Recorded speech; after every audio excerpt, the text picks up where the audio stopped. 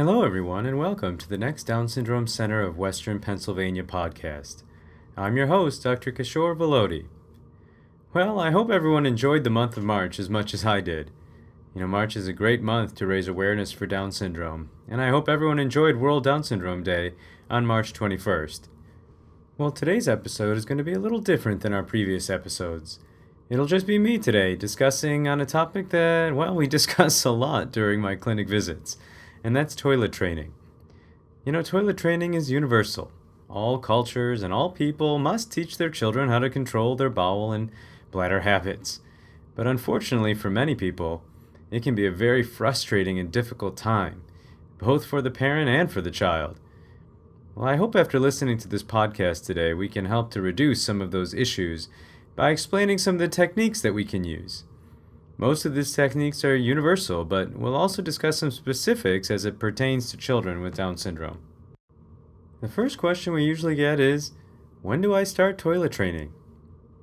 In the typical population, we would typically give an age of 18 months to 2.5 years and say, that's the time to start. But in a child with Down syndrome, age alone is not enough.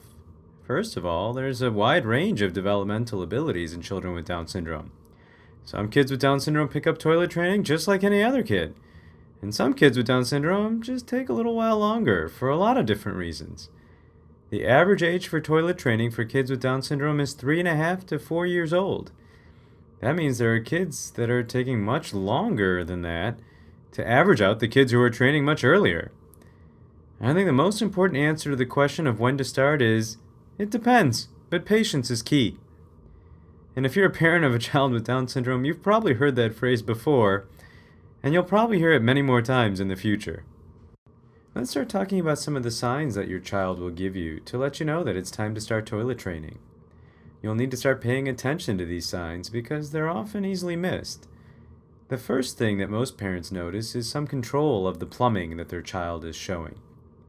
There will be longer times of them holding their urine, for example. The diaper might start staying drier for longer periods during the daytime. For example, you might typically change the diaper every couple of hours, but then find that they're starting to become dry at that typical time of changing. The child might even wake up from naps dry. And these are all signs that they're beginning to establish bladder control. And as this progresses, the child might actually begin to prefer a dry diaper and start to tell you when they're wet. If their communication skills aren't there yet, they might just start acting uncomfortable or pulling on their diaper after they've used it. With regards to bowel control, you might start to notice that the bowel movements are happening at the similar time each day. This is important to keep track of because it'll help with the toilet training. Your child might also begin to find a particular part of your home to pass stools into his diaper. And parents often interpret this as hiding while passing the stool, but it's a good sign that they're starting to prefer certain locations to have bowel movements. The key will be to convince them that the toilet is the best place to have those bowel movements, but we'll talk about that a little bit later in this podcast.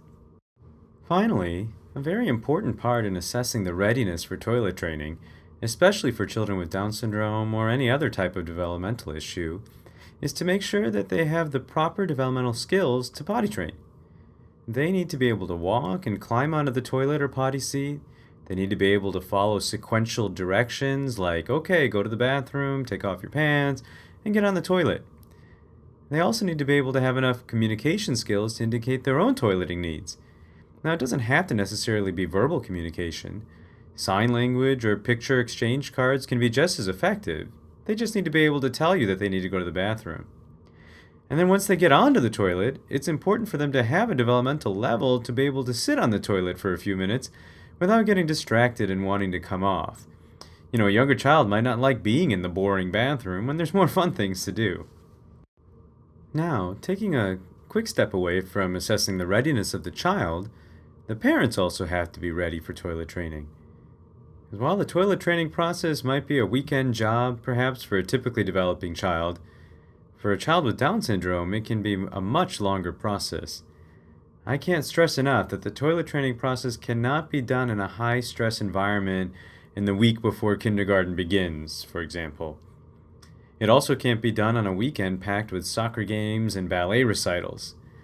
No, indeed, the process requires the parent and child schedule to be open and free, especially in those early stages. Okay, well, you probably wouldn't be listening to this podcast if you didn't think your child was ready for toilet training. So let's get to the heart of the issue. But surprise, toilet training does not start with anything your child is doing for themselves in the bathroom. In fact, for many children, it starts with observation. If your family dynamic allows, let your child come with you while you use the bathroom.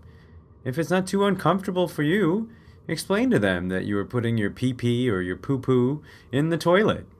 And the more they see the natural process of using the toilet, and the more they get used to using the words that you'll choose to use for your family for urination or defecation, the more interested they will become in doing it themselves. The next step is the beginning of letting your child start to take ownership of their toilet training. You want to take them with you to the store and let them pick out their own child-sized potty or character-themed toilet seat. It's also a good time for them to pick out and purchase their own big boy or big girl underwear. When you get home, let the potty seat be a new toy for them. Show them how they can put their teddy bears or dolls or action figures on the potty so that they can use their imaginations while Spider-Man and Dora do their business. At the same time, you can pick up some books about toilet training to read to your child. There's no shortage of these books. And as the child learns that Elmo goes on the potty and that the flushing noise that accompanies these books are not scary, it'll actually help them in their own toilet training. Well, now we're finally here. You've got a child who's ready, you've got parents who are ready, and you've got all the gear you need for success. It's time to begin the process of formal toilet training. So first thing in the morning, after they wake up, take them into the bathroom and take off the wet diaper that they've probably made overnight. And then have them sit on the toilet or child-sized potty at that point. Now they may not be able to sit long and they may not pass anything into the toilet at first, but that's alright. Next, it's time to get rid of the diaper. Especially during the daytime, I would suggest putting them in their character-themed underwear and see how they do. Say things like, you don't want to get Dora wet with pee. That'll make her so sad. If you don't think they're ready to go straight into underwear yet, you can use pull-ups for a brief period, but try to change to underwear as soon as possible. The reason is the pull-ups tend to be so absorbent that there's not much of an incentive to stay dry, since the kids can't really feel when they're starting to get wet. But if pull-ups are used, just remember to change them frequently so that they can remain as dry as possible. But whatever you choose, stay away from diapers because it's far too cumbersome to take them off and then put the straps back on when you're putting a new one on. During toilet training, there's going to be a lot of diaper changes, and that's going to be too hard to do with standard diapers. The next step is crucial in toilet training, especially in children with Down syndrome who tend to be pretty routine-oriented. In the weeks coming up to the toilet training, it's a good idea to get a sense of how often they use their diaper. Let's say it seems like the diaper is wet every hour or so. Then try to place them on the toilet every 30 to 45 minutes during your toilet training times. And while they're sitting on the toilet, give them a favorite book or toy to occupy them and allow them some time for some accidental urine or stool passage. If they sit for a good period of time, give them some sort of praise or reward. Eventually, they'll accidentally pass the urine or stool into the toilet, and then it's time for a real celebration. And you'll need to repeat this process of sitting on the toilet all through the coming days. As they understand the concept of using the toilet, you can start to space out the timing to hourly or every 90-minute maybe toilet sitting. Keep at it and expect some accidents. But if you keep at a schedule, your child will have a greater chance of succeeding quickly with their toilet training. If you try to wait for them to notify you when it's time to go, you'll be waiting a long time for successful toilet training. So use the schedule and adjust that time frame as needed so that they can start to have some successes on the toilet and get to see mom and dad get really excited and want to do it some more. Well, in a perfect world, this would be the end of the toilet training podcast, but the reality is that most kids, especially kids with Down syndrome, will have some hiccups along the road when it comes to toilet training. In the interest of time, what I'm going to do is end this podcast now, and the next podcast we'll talk about some typical problems that we can run into in toilet training and ways to get around those problems. Until next time, stay tuned and tell all your friends to come and listen to these podcasts and let us know how we're doing at downsyndromecenter@gmail.com. Thanks again. We'll talk to you later. Bye bye.